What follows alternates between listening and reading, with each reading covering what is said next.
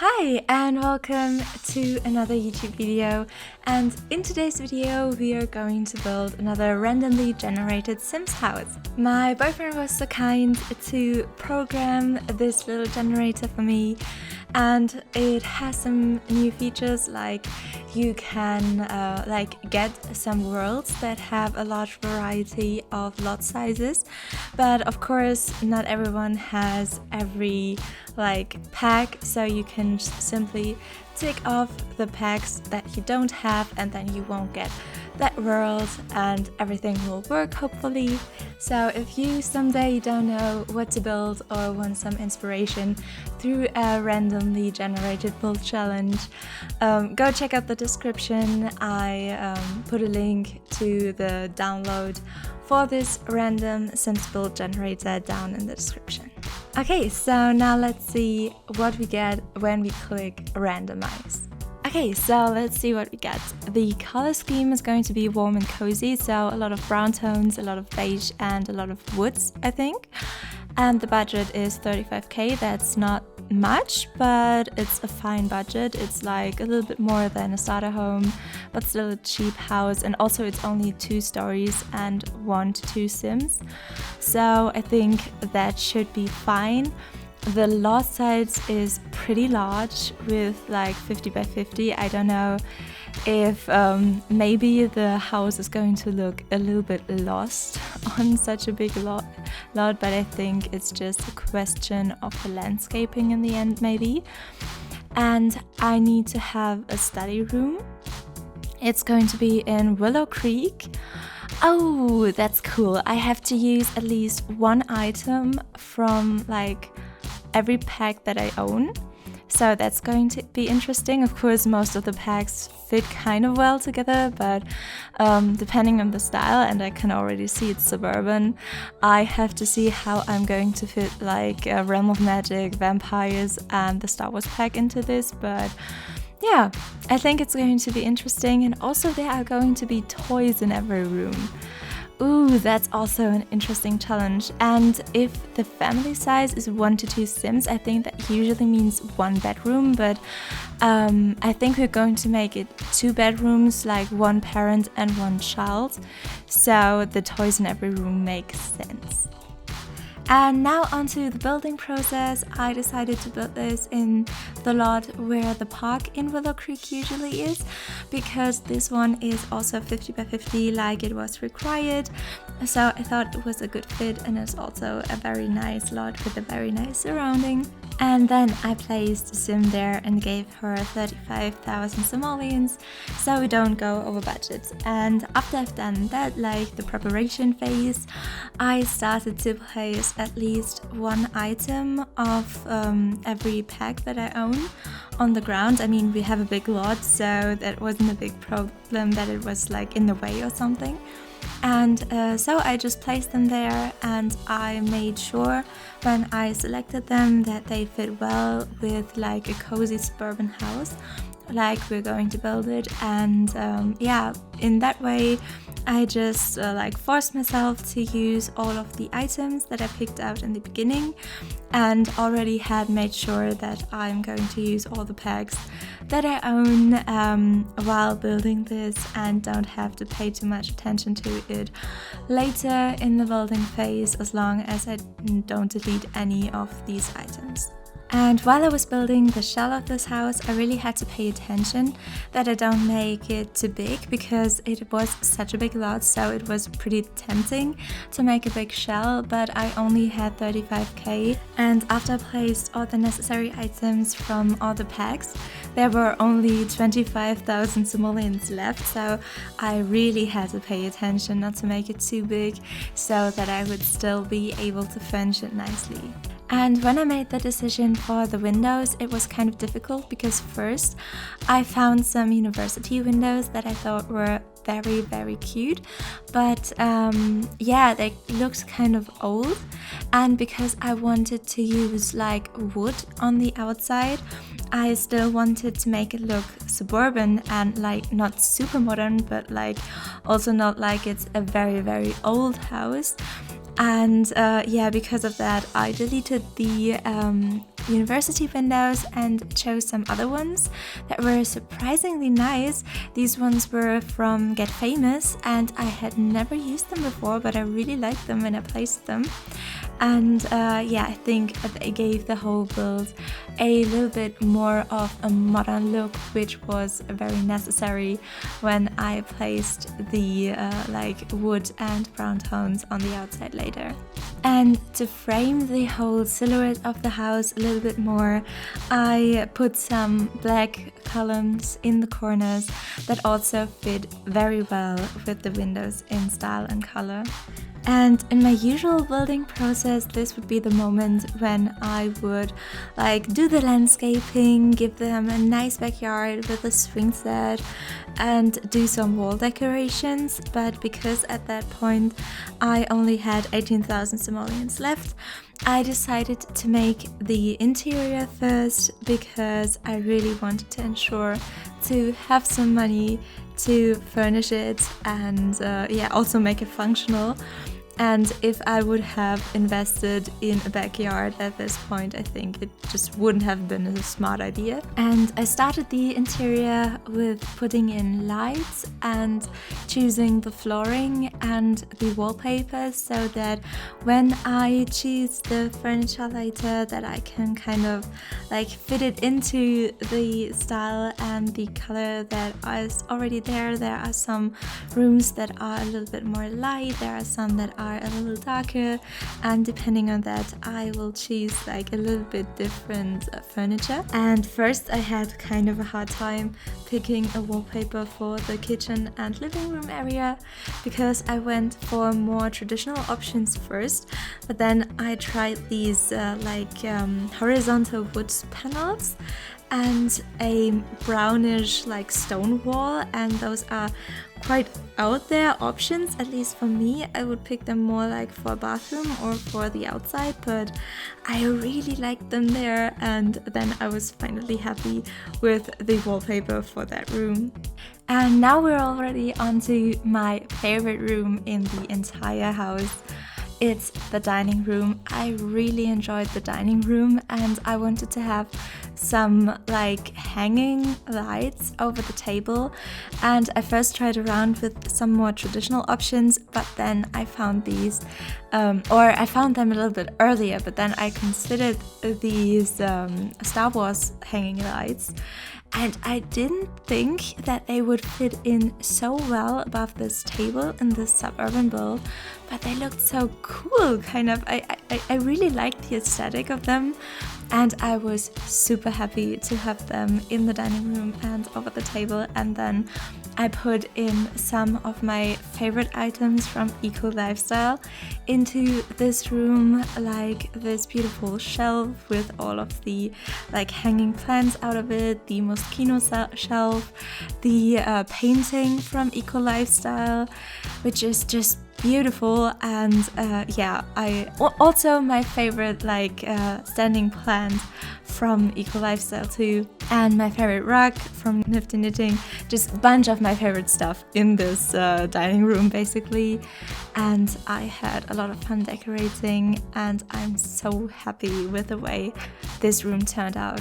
Also, I remember that there needs to be a toy in every room, and so I put in the octopus plushie and the Ewok plushie into the Moschino shelf, and I thought that was a very nice touch also, and it also didn't like hinder or distract from the cool aesthetic that this room had, which I was kind of worried about. I really liked how chic it looked, and then I was like, oh no, now I have to put in like some toys because the challenge said so. But I really liked it. It put in some like cuteness and life into the room, and also into all of the other rooms. I really liked that like a toy challenge, because usually in Sims builds I have some toys in like the kids room if there is a kids room, and I go all out there, but in all of the other parts of the build there is no sign of a child living there.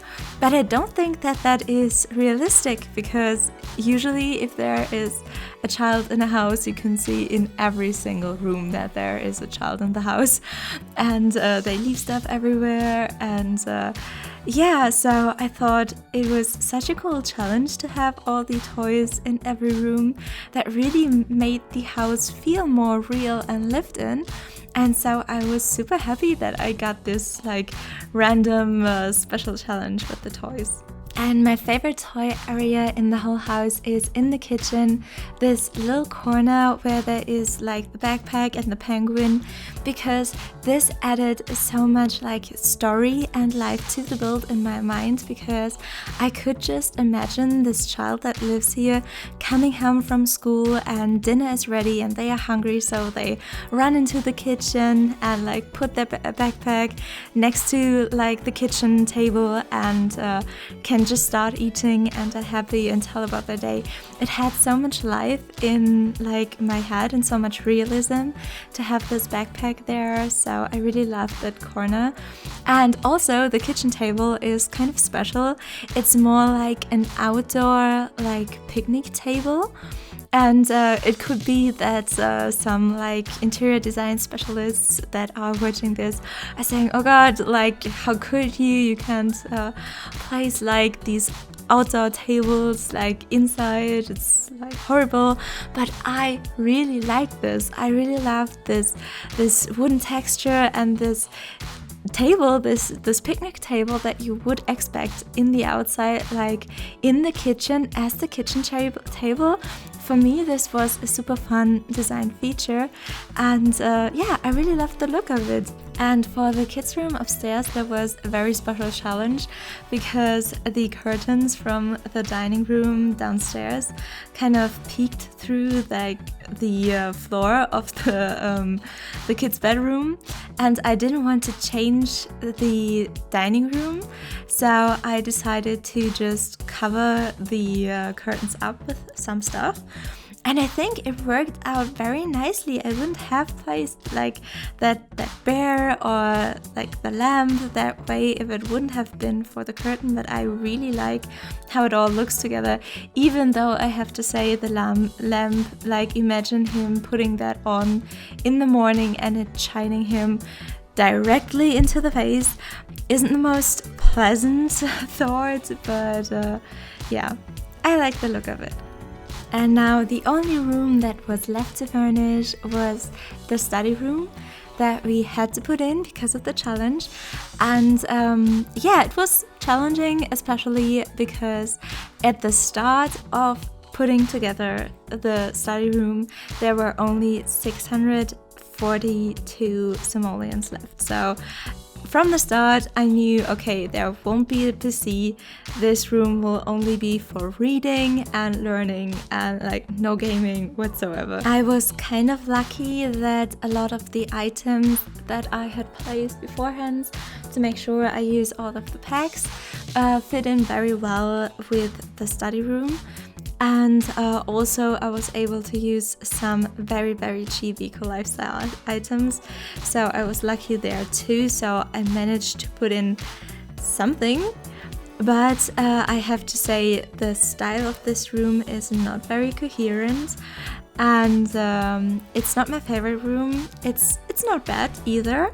It's like kind of cute, but it's a little bit like a mix and match, and kind of also a mix and match gone wrong, especially with the added Star Wars chair. And then with 120 simoleons left, I had to make sure to go through all the rooms and see if they have a toy in them. And my favorite toy that I added was, I think, the white bear with the white heart in the study room, because I love the way that it looks at the sim that would sit there in that chair and study.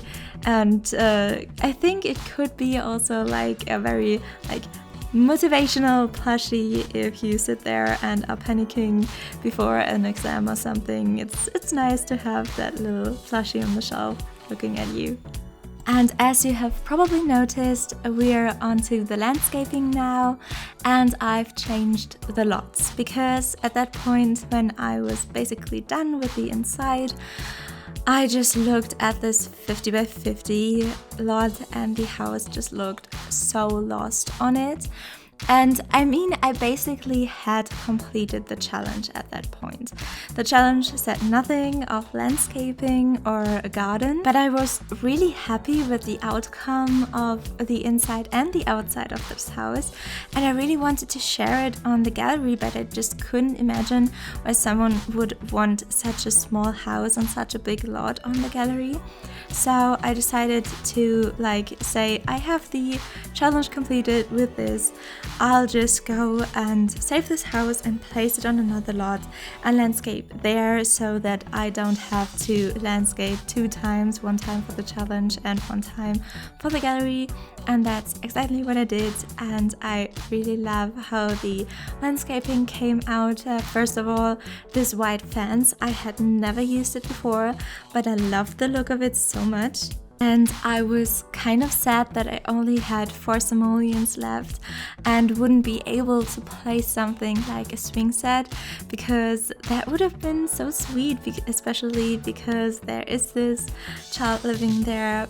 But in the end, I found these items in debug that is like a bucket and a little shovel, and so to compensate that they don't have something like a swing set or monkey bars, I made a little custom sand pit for them, and I thought it turned out very cute. And also I was able to use these small little stones from Star Wars, and not only to surround the sand pit, but also to surround the flower pits that there were around the house, and they looked so cute. I didn't expect so many of the items from Star Wars to work so well in a suburban build, but they did, which really pleasantly surprised me.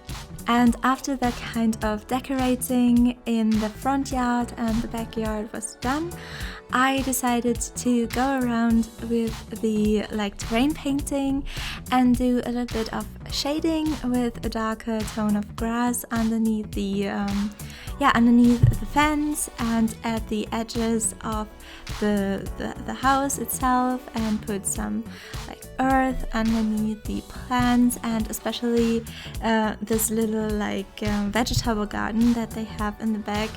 I made some nice tracks for them, and also sand into the sandpit. Makes sense.